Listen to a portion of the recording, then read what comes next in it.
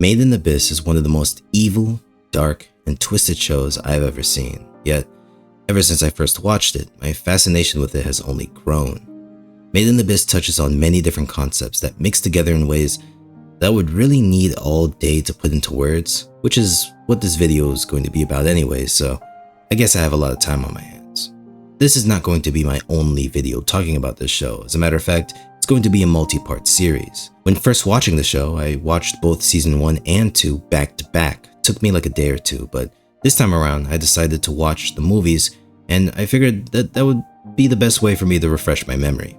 As a matter of fact, that will influence the way I structure my series on it. In this video, I'll build the bedrock that the rest of my videos will be stacked on. So here's the rollout plan. I'm going to have 3 major video essays, and in addition, we'll have smaller videos in between them, talking about specific aspects of the series that caught my attention.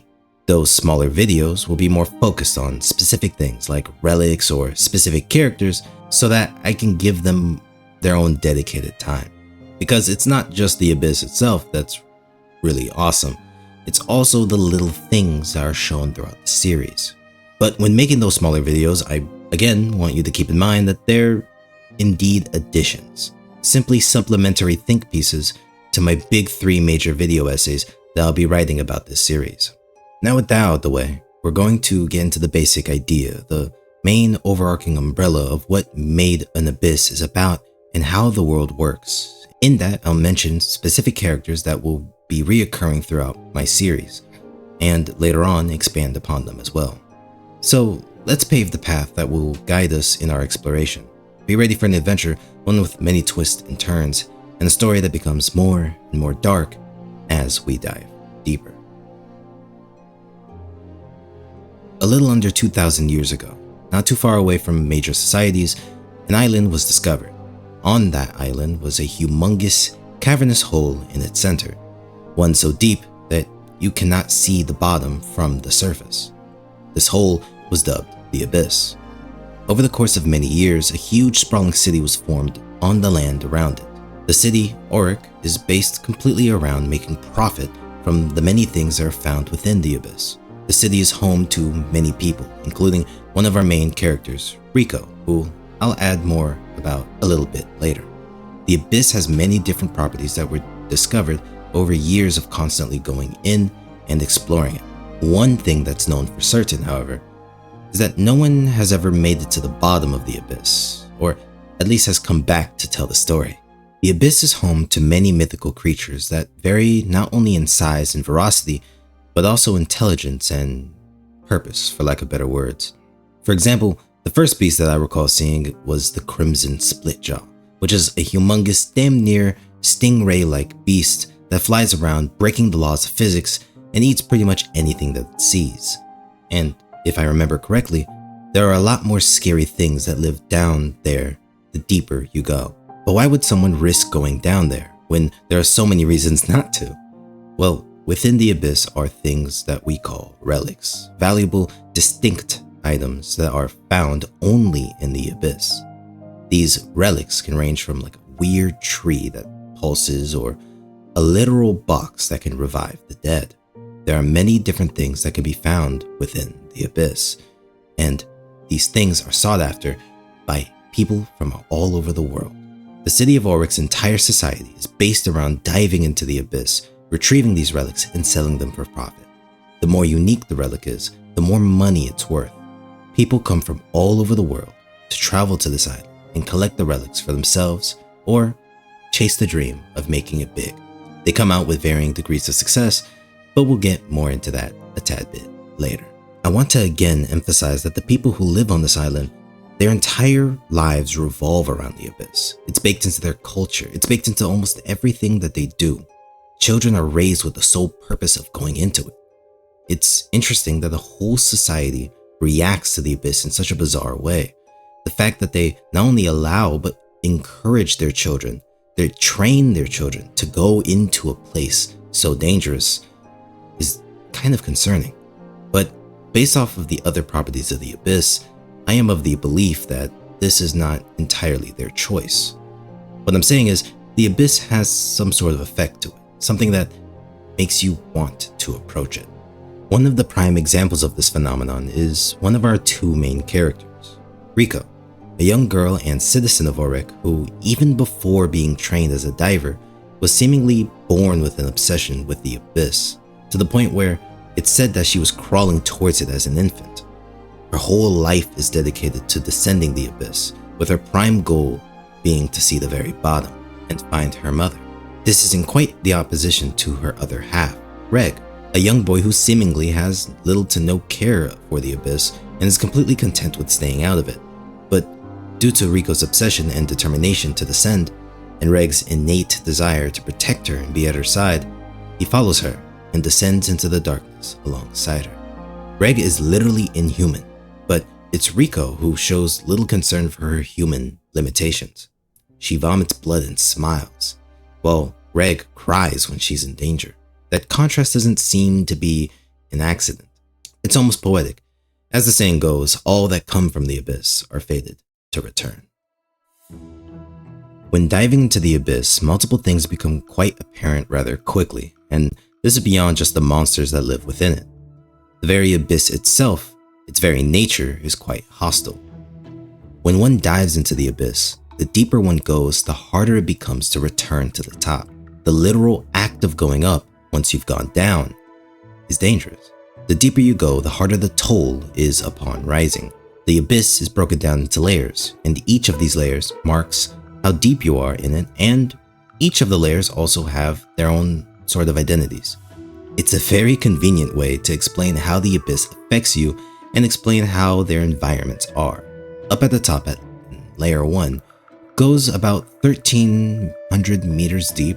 The creatures there aren't too complex, but sometimes predators from below will come up and feast. When trying to return from this layer, a person might begin to feel a light dizziness. In layer 2, the force of temptation, the strain of ascending becomes a bit tougher. Nausea, headaches, and numbness of the hands and feet are quite common upon ascent. In the third layer, the Great Vault, fully swarmed with aerial predators, and down to the fourth layer, which is sitting at about 7,000 meters deep and is also home to the Goblets of the Giants, which is my second favorite layer, by the way. It comes with intense pain and bleeding from every opening in the body. It also introduces something more sinister, hallucinations, memory alterations, and you begin to lose the boundaries between what's real and what's the abyss playing with your mind. And very ominously, if you go deeper and attempt to return, you begin to lose your humanity. The deeper you go, the more you lose yourself. Sounds familiar? Kinda should. The abyss is like an addiction. It's like trauma. It's the pursuit of something in a place that is almost designed to kill you. I want to emphasize something that is revealed later in the series, but I think it'll give a lot more context to what makes this fact so ominous to me. And it's that it's revealed that humans are the only creatures affected by the curse of the abyss. The abyss seems to affect everyone in different ways. The more trips one takes, the more the body changes or adjusts to the strain of the curse. Which is why some people are able to go down into the second and third layers without any side effects, while others can't. Because they are constantly exposed to it, their bodies will begin to change and get used to the strain of the curse. Which kind of begs the question, why has no one returned? Guess we'll figure it out soon. But as with any great mystery, there's a price for this curiosity. And in the abyss, the price isn't just pain. It's identity, it's sanity, it's the line between human and something else entirely. As we follow Riko and Reg, we'll see that it's not always the descent that breaks people. It's what they leave behind, or what they become. There are those who dive deep for glory, others for science, and some for something far more sinister. Figures like Ozin the Immovable and Bondrewd the Novel hold their own twisted places within the history of the abyss. In time, we meet them and what they represent. And maybe the abyss isn't just a place. Maybe it's watching. Maybe it wants something. The question we'll keep asking is why, and what happens when we answer.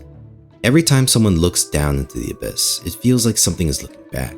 The show never outright says it, but it doesn't have to. The longer you stare, the more you feel it. the sense that the abyss isn't just a place. It's like a whisper, and what it tells you depends on what you bring with you. I think a cool way to see it is some text that I saw online. We all have an abyss, and we're drawn to a place where we're drawn to that might just destroy us. For some people, it's ambition. For others, it's grief. But the pattern is always the same. You descend because you feel like you have to. And you never come back the same. Now that we've talked about the world, the curse, and the strange pull of the abyss, I think it's time we actually take a first step into the story. And what is a better place to start than the first movie, Journey's Dawn? It essentially is a retelling of the first arc of the series, but it's more polished and it's pretty cool cinema. It's where we meet our main duo, Rico and Reg, and get a closer look at the city of Orick and really feel the initial push into the unknown. The story begins with Rico, an orphan living in the orphanage, obviously, who spends her days training to become a cave raider, just like her mother, Liza the Annihilator, which is one of the most legendary divers to ever descend in history. She's considered the best. Rico's whole life is shadowed by the legacy of the abyss and, well, cursed by her mother's disappearance and the discovery of a mysterious message that claims that she might still be there, alive and waiting for her. This is also where we meet Reg, a boy with no memory of his past, mechanical arms, and a body tougher than anything a human could produce. He's found in Layer 1, but it becomes obvious that he's not from here, he's from down below. Reg quickly becomes Rico's protector, her partner, and in a strange way, her only connection to humanity. The movie does a pretty good job of setting a blend between childlike wonder and, well, I guess later movies will dive much more into the gut-wrenching dread that kind of hits. By the time the two of them are officially on their leave, on their journey down below, we've already been exposed to so much. Rumors of missing people, stories of explorers who lost their minds, and warnings that once you go too far, you'll never come back. But Rico doesn't care. And Reg, although not knowing who he is, not remembering who he is, not remembering why he exists, refuses to let her go alone. This is the first chapter. And remember, this is just the setup. It's a point where us as the viewers realize that this isn't just another fantasy story with cool monsters and an interesting world. This is a story about obsession, memory, identity, sacrifice, and it's just the beginning. Now, I could drag this out and make it a little bit longer, but I want to be able to, but I don't want to push this video for a few months. So we're going to take it step by step. I think a great way to wrap this up is, in the end, the abyss is many things.